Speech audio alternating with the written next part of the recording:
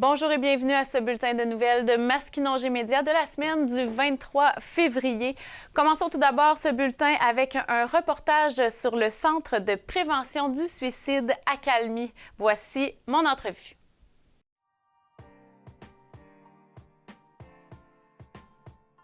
Marie-Pierre Coulombe, je suis coordonnatrice des ressources humaines au Centre de prévention du suicide à Calmy. En fait, cette semaine, c'est la Semaine nationale de prévention du suicide. Donc, on vient à la rencontre des jeunes là, pour promouvoir la vie, les saines habitudes de vie, parler avec eux, voir qu'est-ce qui va bien, comment ils peuvent aider les autres ou voir eux-mêmes, là, quand ils vont moins bien, qu'est-ce qu'ils peuvent faire. Est-ce qu'il y a de l'affluence à la table? Parce que ça doit être quand même difficile d'aller vers de l'avant. Bien, en fait, on a diversifié beaucoup nos outils là, pour rentrer en contact avec les jeunes au cours des dernières années. On a une magnifique machine à macarons. Ça pogne à tout coup. Aussi, on avait un jeu tantôt le plus ludique, un genre de petit tacto vivant avec des récompenses, des bonbons. Donc, vraiment, depuis quelques années, on a trouvé des meilleures méthodes là, pour rentrer en contact avec les jeunes. Est-ce que les taux de suicide sont encore alarmants chez les jeunes? Bien, ça reste quand même stable.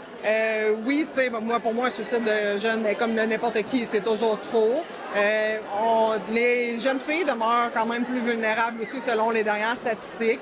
Alarmant, tu sais, c'est souvent...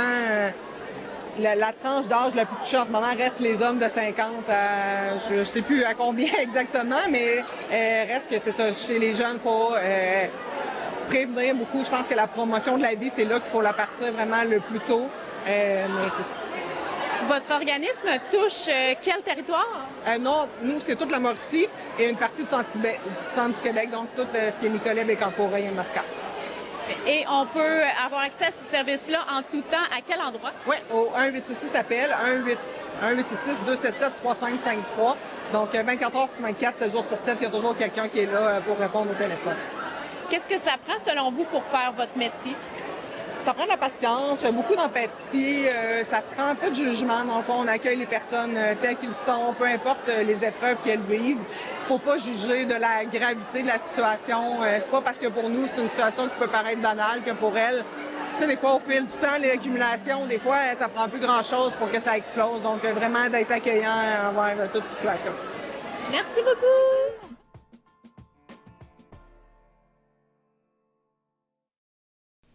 J'ai avec moi en studio Stéphane Lévesque. Hey, c'est moi ça, Stéphane C'est toi! Lévesque. Bonjour, Marie-André Dupéré. J'espère que vous le connaissez, c'est mon chroniqueur préféré. Le seul. Le seul et l'unique. Le meilleur et le pire. Ah ouais, ça Hein, c'est c'est ça. dans la même personne.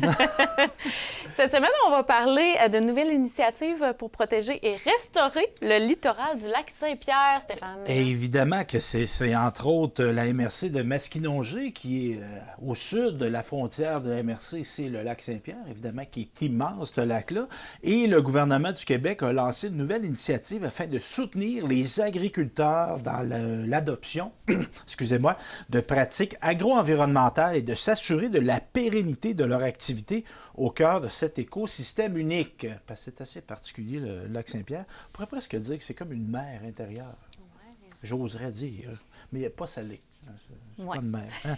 Donc, on parle de 6 millions de dollars qui vont être alloués à la mise en œuvre de l'initiative. Les entreprises agricoles, justement, des gens qui sont dans le domaine agricole et qui nous écouteraient, qui cultivent des terres sur le littoral du lac Saint-Pierre, ont jusqu'en février pour soumettre leur projet en vue de la prochaine période de culture et on parle de soutien financier maximum de 50 000 dollars. Donc, c'est à suivre. Oui, on désire également parler de hausse du prix de l'épicerie. On en parle Oui, souvent, mais c'est un sujet qui nous touche. Parce que ça, tout le monde qui nous écoute fait l'épicerie.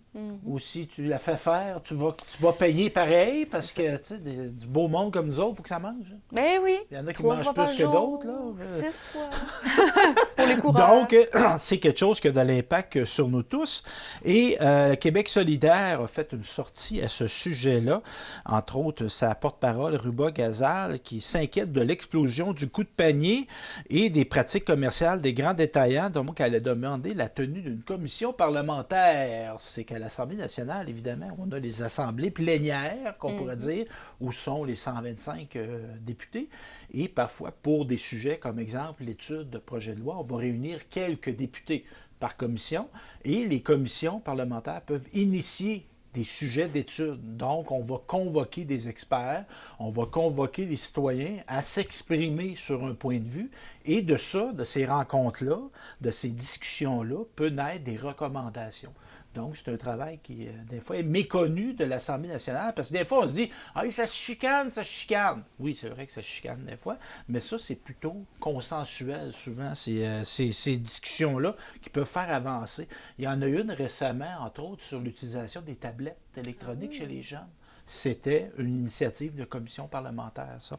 Je te parle de ça parce que je l'ai déjà enseigné. Oui, c'est intéressant de voir les impacts de ça, justement, chez nos jeunes. Oui. Donc, c'est ça. Mme Gazal déclare donc que les familles sont à bout de souffle. Je parle à des gens qui travaillent à temps plein et qui peinent à payer leur épicerie, qui va augmenter de 1 000 $ l'an prochain.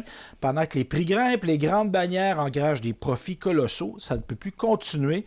C'est notre responsabilité en tant qu'élus de s'assurer que les grandes bannières d'épicerie jouent selon les règles du jeu et trouvent des solutions pour protéger le portefeuille des familles. Donc, entre autres, si la commission parlementaire accepte, parce que ça prend un vote, il faut qu'il y ait une majorité de députés qui soient d'accord. Donc, on se pencherait on voudrait entendre les principaux détaillants alimentaires, des économistes spécialisés en concurrence, des experts en droit de la consommation, l'Office de la protection du consommateur, évidemment, et des groupes de lutte à la pauvreté et à l'insécurité alimentaire. Donc, c'est ça. Fait qu'on veut se pencher sur la question et entre autres, qu'on plafonne les marges de profit des grandes bannières à 2 %. Quand même. Oui, c'est ça. Voilà. Maintenant, on fait un appel aux entrepreneurs de la MRC de Masquinongé. Oui, la MRC de Masquinongé a un service de développement économique. Donc, des gens embauchés par la collectivité. On met ça en partage dans toutes les municipalités de la MRC. Et on a des gens pour aider justement les entrepreneurs. Et on invite ceux qui seraient en démarrage, en relève, en expansion, en économie sociale, à s'adresser au service de développement économique de la MRC. Et on peut les contacter en se rendant sur le site web. Très beau site web, d'ailleurs, de la MRC de Masquinongé. Puis on peut s'y rendre à l'entrée de Louisville. On le voit très facilement, près du bureau du député, justement, et de la Sûreté du Québec. Aha! On essaie de ne pas y aller trop souvent, quoique... mais c'est plate de dire, on voit souvent les policiers quand ça va pas bien. Ben oui. On pourrait voir quand ça va bien aussi. Ben oui, pourquoi pas, ils sont là pour notre sécurité. Ben oui, en effet. Donc, c'est ça. Parfait. On voulait parler également de la soirée des sommets de 2025, bien sûr. Là, on est en 2026, donc elle doit être en préparation, je suppose. Donc, elle a eu lieu, c'est qu'on revient sur la soirée qui a eu lieu en mars. Donc, c'est ça. Et on a remis des prix. On a remis des prix lors de la soirée des sommets des jardins pour célébrer et mettre en lumière les gens d'affaires de la MRC Masquinongé qui se sont distingués. Et entre autres, au bloc économie, on a remis un prix au service aux individus, commerce et détail, restauration. Donc, c'était ça la catégorie. Et on l'a remis à Opus Sonorisation. C'est important, ça. Nous, on le sait, la sonorisation, comment c'est important. Parce qu'on peut parler, si vous n'entendez pas, c'est parce qu'il n'y a pas de sonorisation, mais on en a. En tout cas, on est supposé. Oui, Opus Sonorisation, deuxième prix qui a été remis à CNS Sécurité et toujours dans le bloc économie, le prix numéro 3 qui a été remis à Clément et Frères. Donc, félicitations à ces gens-là. Au niveau du bloc agricole, donc des prix agriculture, Jeune Relève, on a remis ça à MG Agri Précision. On les félicite un prix agroalimentaire qui a été remis par l'UPA, la ferme Les Vergers d'Or. Eh bien ça, c'est bien dit. Et le prix 6, la ferme familiale, le prix, c'est la ferme Yamache.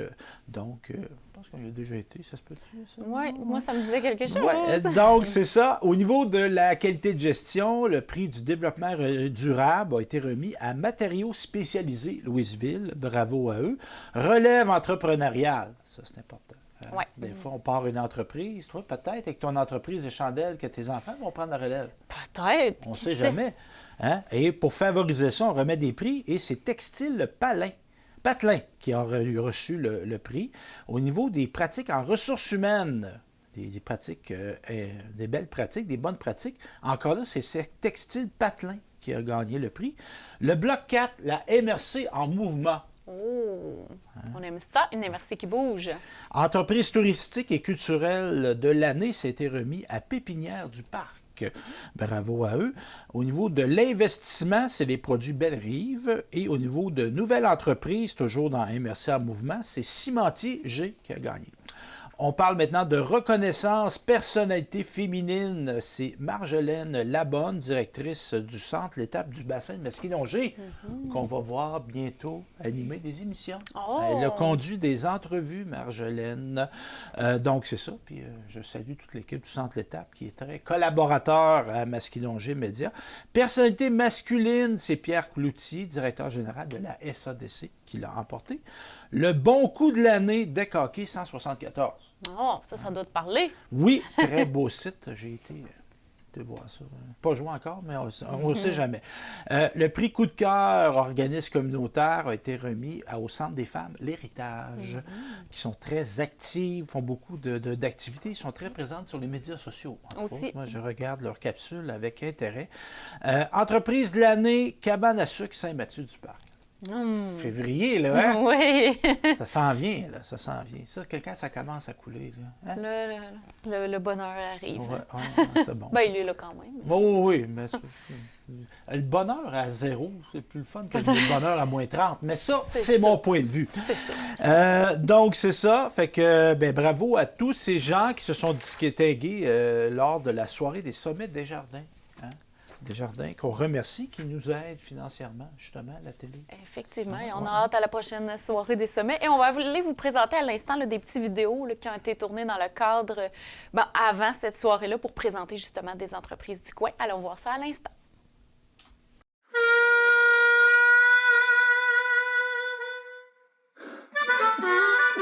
Bonjour, moi c'est Mathias Grog, jeune relève agricole.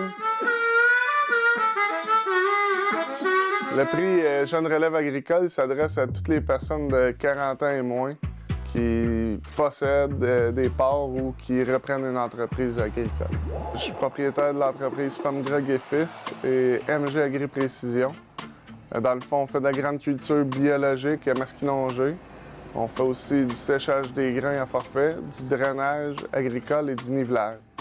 Pour Femmes Grog et Fils, c'était un transfert de relève apparenté, si on veut. J'ai racheté les parts de mon oncle et puis je continue toujours avec mon père à travailler sur l'entreprise. Pour ce qui est de MG Agri-Précision, dans le fond, c'était un démarrage d'entreprise où j'ai repris des secteurs d'activité de l'entreprise principale et que j'ai aussi rajouté de la grande culture au travers de ça. Fait qu'on a décidé de faire le mouvement vers le biologique, question de rentabilité, mais aussi en même temps, c'était une question plus écologique. Pour la prochaine année, on va essayer les haricots, les petites rouges. Et sinon, on essaye toujours de faire des pois ou des petites fèves pour bon duel. Puis on est toujours à la recherche pour grossir. Là. Le but de l'entreprise, c'est pas de stagner, c'est d'avancer. Le plus grand défi, je dirais que c'est la même chose pour tous les agriculteurs, c'est la météo surtout. Sinon, c'est tout le temps aussi une question de main-d'œuvre, d'avoir du monde pour nous aider. Fait que je dirais que c'est pas mal ça les grands défis. L'agricole, c'est quand même un monde difficile, on ne se le cachera pas. Comme conseil, c'est de bien s'entourer, s'informer ce que le monde font déjà pour réussir à avancer rapidement. Je pense que tous les agriculteurs sont capables de s'entraider puis de se donner conseil. Puis c'est ça qui a fait en sorte qu'on en est rendu où j'en suis aujourd'hui. Ça a été de bien s'entourer.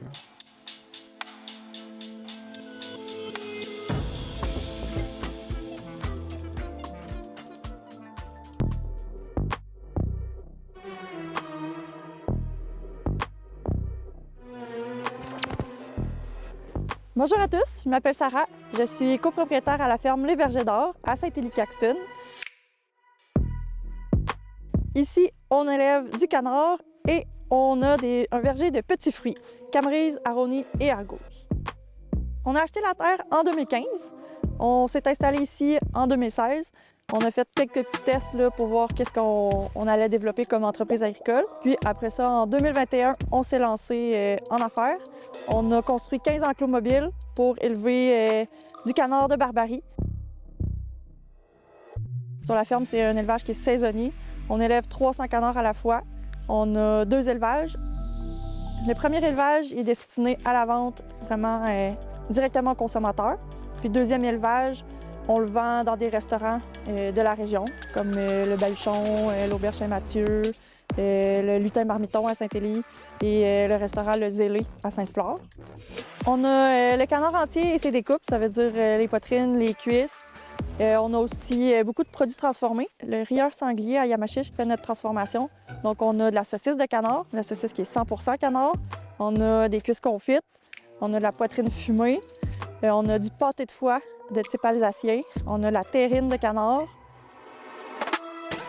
Dans les marchés, on a des gens qui adorent le canard, qui viennent nous acheter du canard. Puis on a aussi des gens qui ne connaissent pas trop le canard. C'est aussi pour ça que dans les marchés, on a des recettes. On offre des recettes pour chaque pièce de viande. Depuis l'an passé, on a installé un kiosque libre-service directement sur le bord de la route, ici à la ferme Les Vergers d'Or, au 650 rang Saint-Joseph. C'est un modèle qui fonctionne super bien. Dans le fond, il y a un congélateur, il y a tous nos produits de canard qui sont disponibles. Vous passez quand vous voulez, c'est ouvert 24 heures sur 24, juste à vous amener une lumière quand il fait noir. C'est pas un verger de pommes, c'est un verger de petits fruits nordiques, c'est-à-dire qu'on a de la camerise, de l'aronie et de l'argouse. Puis notre but, c'est de faire des vins avec nos petits fruits. Là, présentement, on est en train de développer un peu les recettes, mais à partir de printemps 2025, on va construire notre bâtiment avec notre salle de cuve, puis on commence en grand le projet de vin en 2025. Je vous invite à venir découvrir les produits de la ferme Les Vergers d'Or et aussi à nous suivre sur les réseaux sociaux pour nos projets futurs.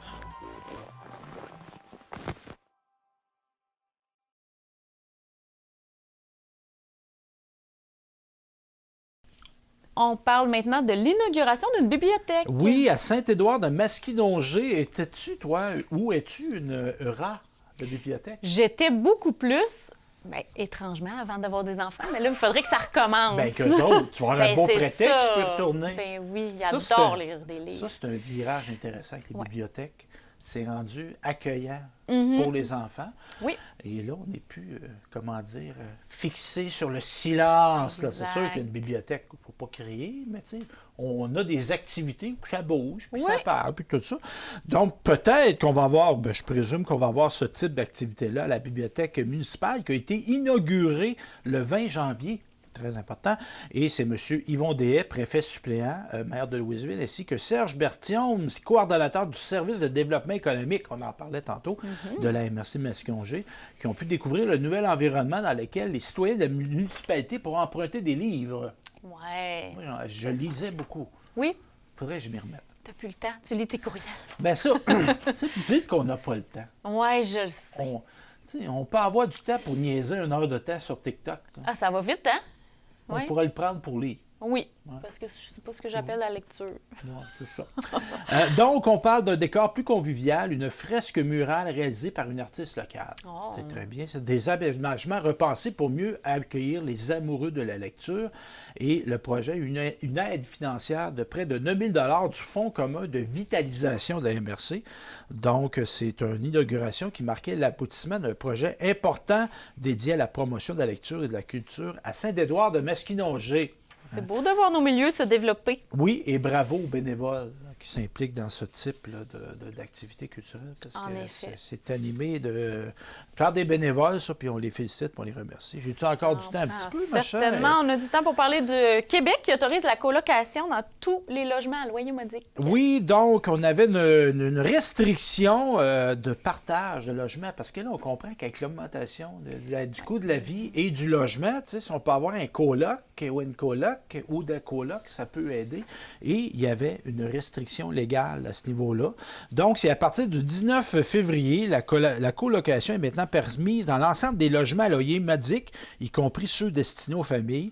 Par exemple, 2 amis pourraient désormais déposer une demande commune pour vivre en colocation comme le ferait un couple. Jusqu'à présent, la colocation était limitée à des situations particulières comme lors de la présence d'un proche aidant ou dans certains logements destinés à des clientèles spécifiques. Il sera désormais possible de loger davantage de personnes tout en réduisant le nombre de logements sous-occupés ou vacants. La Société d'habitation du Québec diffusera prochainement des modalités administratives visant à soutenir les organismes dans cette nouvelle application de la colocation. Je cite maintenant Caroline Proulx, ministre de l'Habitation. « Lutter contre la crise du logement nécessite d'agir sur plusieurs fronts à la fois. Dans le cas présent, les modifications que nous apportons au règlement sur l'attribution des logements à loyer modique permettront une meilleure adéquation entre la composition des ménages et la typologie des logements disponibles. En élargissant le concept de la colocation à l'ensemble des logements à loyer modique, nous posons un geste attendu qui améliorera la qualité de vie de plusieurs ménages et optimisera la gestion du parc immobilier. » Donc, une mesure qui devrait avoir de l'impact très palpable et rapide. Certainement. Donc, As-tu vécu longtemps en colocation, toi, Stéphane? Oui, il fait longtemps. En ce moment, mais oui. J'ai le chien de ma fille, pas de ma filleule, de ma belle-fille qui était à la maison, mais là, c'était un animal, c'est pas pareil. Non, étudiant, oui, j'ai vécu en colocation avec. J'ai demeuré aussi de mes conjointes que j'ai eues. J'ai eu quelques conjointes dans la vie. J'ai demeuré avec mes conjointes. Puis je suis comme en semi-colocation parfois avec ma fille. Ah bon, c'est c'est fun ça. Puis toi, tu es en colocation avec tes enfants. Oui, c'est ça. Les autres ne payent pas. Là. Ils ne payent pas, ils me font dépenser. Eh bien, merci Stéphane d'avoir été avec nous. Puis comment on peut nous joindre ou te joindre? Ben oui, Masquinongé Média, n'hésitez pas, parce que oui, je suis le chroniqueur préféré de Marie-André, mais j'en suis aussi le directeur général. Ben oui, et toute autre tâche connexe, c'est ça. Donc, vous pouvez me rejoindre facilement par téléphone sur mon cellulaire 418-654-8486. Si vous avez des idées, des suggestions pour améliorer, pour vous impliquer dans la conception d'émissions, n'hésitez pas à m'écrire un courriel à info@quebec.media. Également, nos outils de médias sociaux. On est présent sur Facebook, on est présent sur YouTube, Vimeo, TikTok, contre lequel je parlais tantôt, et aussi Instagram. Donc, vous pouvez nous rejoindre facilement. Puis, n'hésitez pas à nous contacter. C'est votre télévision communautaire. Exactement. Merci beaucoup. Et merci à vous à la maison d'avoir été là. On se retrouve la semaine prochaine pour un prochain bulletin de Masquinongé Média.